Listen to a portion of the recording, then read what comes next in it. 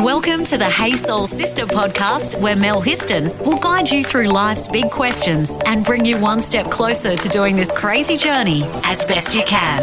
This episode of Hey Soul Sista podcast is brought to you by the fabulous sponsor, What's on Newcastle, from the city of Newcastle. All you need to do is go to what'son.newcastle.newsouthwales.gov.au for all the best information about our city.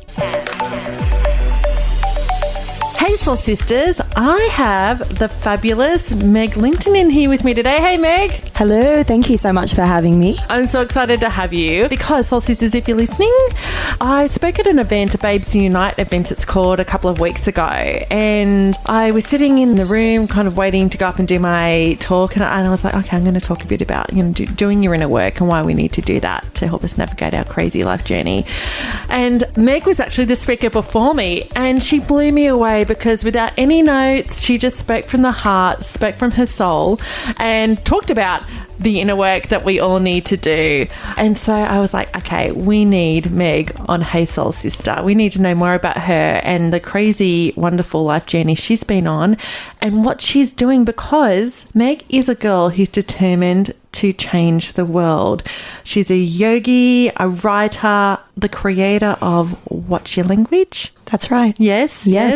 And a soulful spiritual woman who helps many, many other women in our community. I'm so keen to know about your journey because you are a girl determined to change the world and to make life better for other people. Yeah, thank you so much for that beautiful intro. It was an absolute pleasure to meet you as well, to be honest. I felt such a good vibe in that day. It was such a powerful day to spend with others, and, women empowering each other is the most beautiful place to be as well. Absolutely. I agree. Yeah, it just feels really good, and I just want more and more of that. It really does. You can actually feel it in the room. Yeah. Like there's a beautiful energy and a vibe when women come together like that and come from that really good, heartfelt, soulful it's honest, isn't it? Every single woman that was there was so open and vulnerable, which gave permission for others to do the same. Yeah. And so you're a yogi? Yes, yeah, absolutely. I'm relatively new yogi, to be honest. I've probably been teaching only about 5 or 6 years. Yeah. And it was an absolute gift to discover yoga. How long did it take you for you to do your yoga teacher training? Probably about 6 months it was. Okay. Yeah, and it was just an absolute game changer for me. So what did yoga bring to your life? Presence. Yeah. Absolutely. It just taught me to be like, oh, this is what's going on. Yeah. This is interesting. Yeah. There's stuff going on around me, but it has nothing to do with me. And it just took a long time for that to sink in. Yeah. But it just gave me space. That's been one of my life learnings, is that we have a habit as women to think that stuff that's going on around us and the way people are towards us is actually about us, that we've done something wrong or right. And we totally judge ourselves and question our self-worth and question ourselves, and that most of the time it actually has nothing to do with us. No, 100%. That was a really, really interesting thing you've just said. Myself included, have spent nearly 30 years taking on other people's comments or words and made it my own story when it's not personal. We don't know what anybody else is going through. It's like kids in a schoolyard when they bully another. They don't do that from a place of love. There's something going on for them as well. And the same thing goes as we move through our adult lives. It's our choice whether or not we take it on board or not. So how did you get to that point of learning and understanding that? Oh, goodness. Through practice and through my own struggles with many eating disorders, mental health, anxiety, all of that. And I spent many, many years in that. I think from quite a young age. I talk about that now in my book as that was my gift. I truly see that as a blessing to now do what I do today, because I wouldn't be here otherwise, doing what I love and actually getting in front of places like this or on the weekend or working in schools. I'm so grateful for all of it. Yeah. But it was a little bit of a rough ride along the way, but I think we all have one of those. Yeah. Do you mind sharing a little bit about your rough ride? I stayed in my book, and when I do speak to sort of kids or adults or any groups, that I do believe my eating disorder started at the age of 6. It was from a comment that somebody else made when I was in like the schoolyard, and it was nothing to do with myself, but I took somebody else's words on board and I made it my story. So we were playing some sort of games in the schoolyard, and it was like, you're not pretty enough to be on our team. And it was in that moment that I chose to believe a different story about myself. Yeah. Does that make sense? It does, because I remember being in kindergarten and I had a friend. She was an Indian girl. Yeah. Her name was Anita, and she was a really, really nice girl. I really liked her, and she was little, and I've always been a tall girl. You know, and she was a little girl, and I really liked her. And I remember she had a sister who was 2 years older than us, and we were eating lunch one day, kindy, and her older sister and friends came around and they're going, "Oh, Anita, you're so cute. Oh my goodness, you're so cute." And I remember standing there, and they didn't say, "You're not cute." Yeah. But they kept fussing over Anita, and she was gorgeous. But I read that as, I'm not cute. It's so interesting, isn't it? The way we see things in front of us, and especially when we're really young. Yeah. Exactly that. I took those words and I went, what's wrong with me? Yeah. And that was where my head went. I'm like, well, what do I need to do to be pretty enough to be liked? I guess from that moment, I started to practice a lot of things differently. And I say the word practice because I believe everything up until this moment right now is a practice. So I became really, really good at practicing perfectionism. I became really good at practicing people pleasing, became really, really good at self-sabotage and beating myself up and wanting to be the best at everything. Wow. So I competed for that, and that became what I knew really, really well, if that makes sense. Yeah. So in terms of like sport or schooling or everything, I wanted to be the best at everything. And I just couldn't handle it if I wasn't. I changed to be around different people to be liked. As I said, perfection for me was never, ever achievable because you can't achieve perfection, but we keep striving for it anyway. And that wanting to be liked. You know, I think so many of us people please because we want people to like us. Yeah, and it takes so much freaking effort, so much effort. But as we're young kids, we go through these journeys and these stages, and you know, that developed obviously into I was quite a professional swimmer at the time, and I just pushed and pushed, and I was doing and doing and doing. And that then stemmed onto about my mid-teens, where I then had a choice where I was seeing grey. I felt so much depression. I felt sadness. I felt unworthiness. I was constantly in self-sabotage, just not thinking I was enough. Is that because you felt that you needed to strive to be the best still, but you felt you weren't achieving that? 100%. Yeah, nothing I did was ever good enough. Oh, Meg. And it was on my own perception of what was going on around me. Yeah. So I decided to choose not to eat at that age. I was like, righto, this is one thing I can control, so I'm going to be the best at that. So I decided to be the best at having an eating disorder at that time, which was anorexia. And I did nail it pretty quickly, to put it bluntly. Want to save your soul? Review us on Apple Podcast. Hey sisters, Newcastle plays host to some amazing spectacles and live events, from the Supercars to the Rip Curl Pro to Surfest and our Epic Arts Festival. There's always something incredible to do in our amazingly vibrant and diverse city. To check out what's on offer, what's on.newsouthwales.gov.au. Do you mind me asking how far down the rabbit hole did you go with the anorexia? Sure. It was pretty quick, I believe. I was quite numb through the time. A lot of my childhood is quite numb. I don't remember a lot of things with that, of what I sort of did. However, the eating disorder was probably about 3 months after I made the decision to not eat. Then that was it. I'd do anything I could to hide food, to hide what I was doing. I lied all the time, as that's what all part of the process. They say the anorexia is a completely different persona to the person you are, and it is. The anorexia just takes over your mind and you just go into a control state.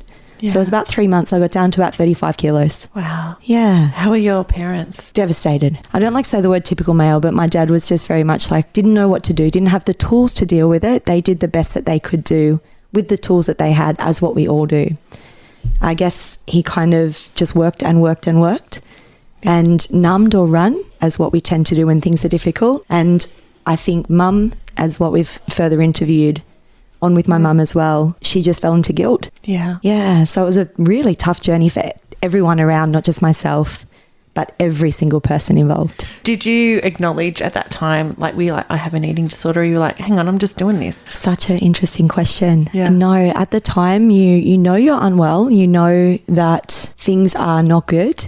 However, you can't get out of the grips of it because all you want to do is lose more weight. And that's the difficult thing. Where do you stop? Yeah. That's it. That's where it becomes quite dangerous. So I think it was at 36 kilos, I got taken to a medical professional at that point. It was a dietitian, and it was basically get in, get out, eat this, you got to eat these calories. Once you have an eating disorder, always you'll have an eating disorder. I don't believe those words should ever be said to anybody, to be honest, because I took those words, as we spoke about on the weekend, and I went, this is my label. Cool, I've just been labelled with this. Fantastic, I'm just going to milk it. And so it was from that time that I just was constantly battling, putting on a little bit of weight, and then I got bulimic, of course. And then it was 10 to 12 years of bulimia, which was, I believe, more damaging than the anorexia. Really? You can ridiculously mess up your body. Your teeth can fall out, your hair falls out. You really mess up your digestive system. I didn't have periods for nearly 12 years. When we were talking about our periods the other day, I was like, yes, every time I get my period, I'm like, thank you. Poor old me walked in the studio. How are you? And I was like, day one of my period. I'm not good. Yeah, but it's I have so much gratitude for it. And no matter how heavy it is or hard it is, I'm like, cool, that's so good. My body's working again. And I'm so damn grateful because I nearly royally messed it up. How do you come out of that? I didn't. I had a breakdown, to be honest. So I got to my 30s. So you carry all that time? 100%. Yeah, through my 20s, I just partied, so I numbed. I consistently was numbing. I took every drug under the sun. I drank loads of alcohol. I just was partying because I didn't want to feel what was going on. They say, what is it that you're unwilling to feel? But I had no tools at the time. I knew nothing about yoga. All I knew was being a personal trainer and exercising in a gym. Yeah. So I numbed and I did everything I could to not feel. So by the age of 30, I was working as a personal trainer, 50 clients a week, 30-minute sessions back to back, teaching all over the shop. I was spending ridiculous money online shopping. I was so addicted to online shopping. And I broke one day. It was all just too much. I woke up one day, I nearly drove straight into a truck because I hadn't been sleeping. My hair was falling out. I was so unwell. I couldn't read the pages of a book, like one page. Nothing went in. My mind was just ridiculously messy and I was literally seeing grey. Meg, I love that you're just so real about this because so many of us get fearful around sharing our story and actually getting real about going, actually, this happened to me because of the guilt and shame they feel around that. Yep. Because they think they'll be judged. To be honest, I'm actually quite grateful for everything that's happened because I see so much go on, not just on social media, but I work in schools a bit and I just see the judgment and the criticism and the words that not just kids, but also parents speak to themselves. Yeah. And I'm so damn determined to change it. So that's led you to this whole path of developing What's Your Language? Yeah, which is a program you deliver in schools. Yes, it is. Schools and also to bigger kids as well. Yeah. Because I think it's not just kids that still struggle with it. It's also, I think, adults and also men as well that have practiced a certain way of speaking to ourselves and have got really good at it. And we find it really difficult to speak to ourselves with compassion, acceptance. Because that's what What's Your Language is about. It is. It's about the way we speak to ourselves. 100%. And others. Yeah, 100%. Just shifting it. When we pick ourselves up, when we're judging ourselves or comparing ourselves to somebody else, actually forgiving that and just becoming aware that we're thinking that and replacing that with a kinder way of speaking or a thought. Rebecca Gibson has been a guest on Hey Soul Sista a couple of times, and we have been talking about connecting to your soul and the soul versus the ego. And really, you know, the ego is that part of ourselves that we're talking about. It's like coming from fear, judgment, all those kind of negative emotions and attachments that we have, and about shifting that to coming from the soulful space, which is around coming from love, kindness, compassion, and the difference that makes in your life to any situation. 100%. Yeah. We always have a choice, right? Absolutely. And how sabotaging the ego is. Our ego, which is that part of ourselves that's attached to what people think of us, being fearful in new situations, judgment, all of that stuff, all of that kind of stuff that actually is not kind or soulful or loving. And then how do we actually have awareness around that and then switch it and catch yourself in the moment? I love that you're having these conversations because it's so needed. The more I think we hear it, the more we become aware of being aware is when we can do something about it. I think it's the most important thing in fear. I've learnt to slowly shift my fear, as what Gabby Bernstein says, I turn my fear into faith. Every time I feel triggered or scared or self-doubt, I'm like, oh, there's some exciting stuff around the corner because this is new to me. This is unfamiliar. I'm starting to think differently. Yeah, I feel really weird in this space. Great. Bring it on more. Yeah. So it's just shifting that. You get curious, not critical about the things that go on around us. Yeah. When we're curious about things that show up in our body rather than judge them or criticize them, it's a completely different vibe for your nervous system. Let's get soulful on social media. Search the Sista Code Facebook page and follow us on Instagram. So talk to us about language. Yeah. How important is language? And when we say language, it's the words we speak to ourselves and others. 100%. Rumi once said the words we speak become the house we live in. Yeah. And I remember hearing that when I first did my yoga teacher training. And I was like, that's interesting. Maybe I've created this. And it was just at that time when I started my yoga teacher training, at the talk on Sunday, the one thing that I had to do was I had to learn something different. I had to learn how my brain was consistently triggering and thinking the same thoughts.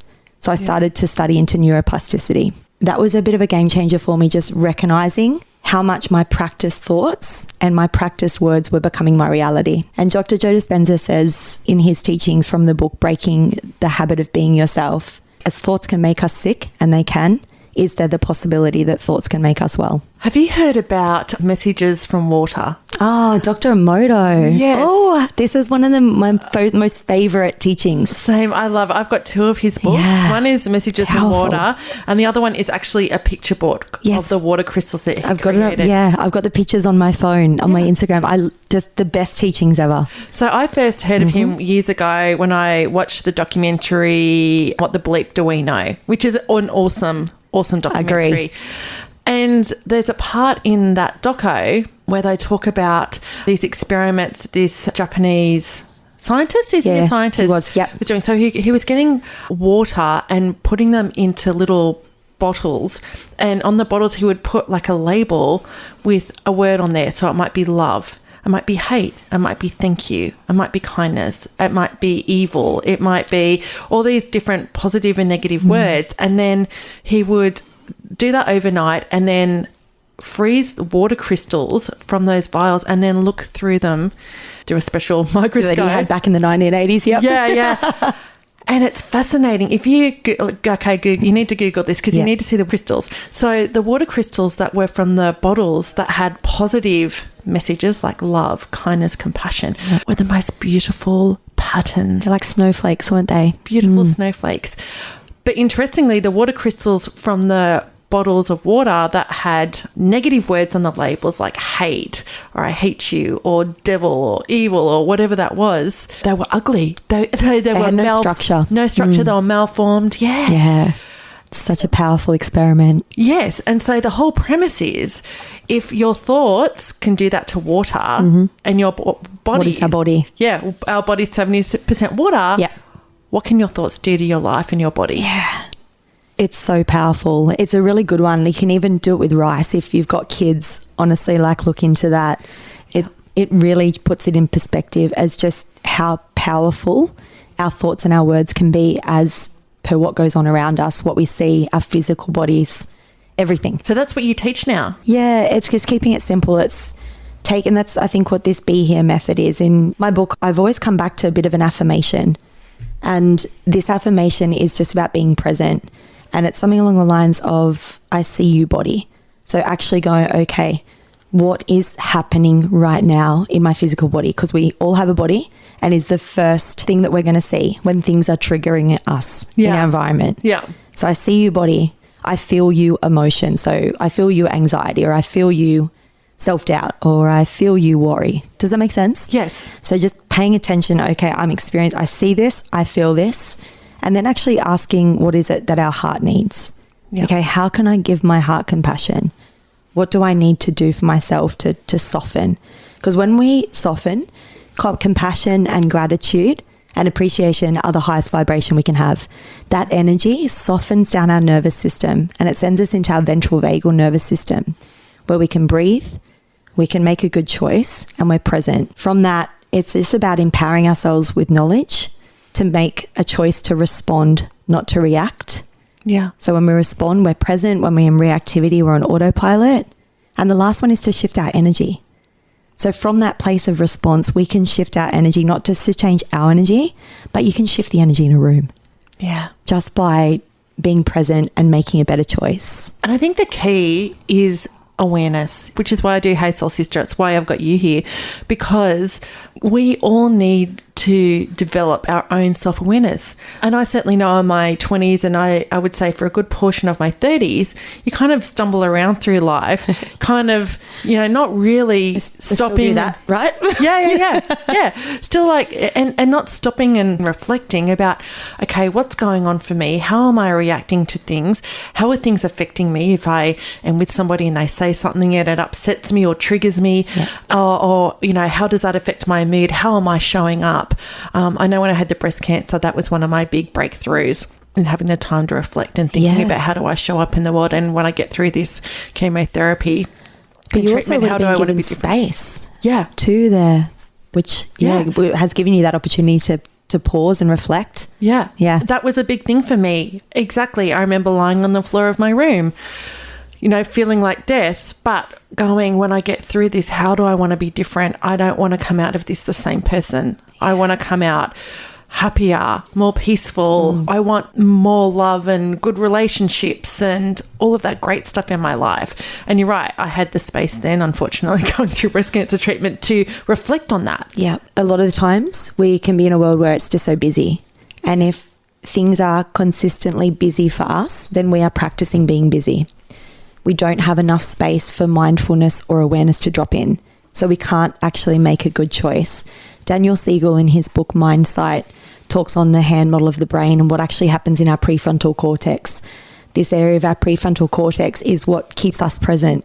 That's where we're blessed to have that as humans. However, if we're too busy and too fast, this area of our prefrontal cortex, we basically flip our lid and we're just operating out of our amygdala and out of that primitive sense of our brain. So we're constantly on autopilot, making the same decisions, choices and behaviours. Yeah. So to get that awareness where we can self-reflect and see how we're showing up and how we're thinking, how we're responding, all of that stuff, we need space. We need time and time for reflection. Yeah. Yeah. To pause. That's like anything. We can't do all the time. It's the duality of life as such, isn't it? It's, you can't have the good without the bad, the sun without the moon, and etc. We just can't keep being busy.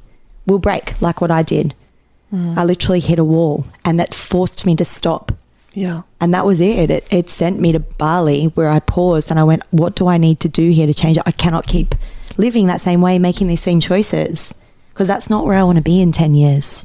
I need to do something about it. But if I hadn't have paused, I wouldn't have been able to pick that up. Yeah. And who knows, I guess, where that would be now.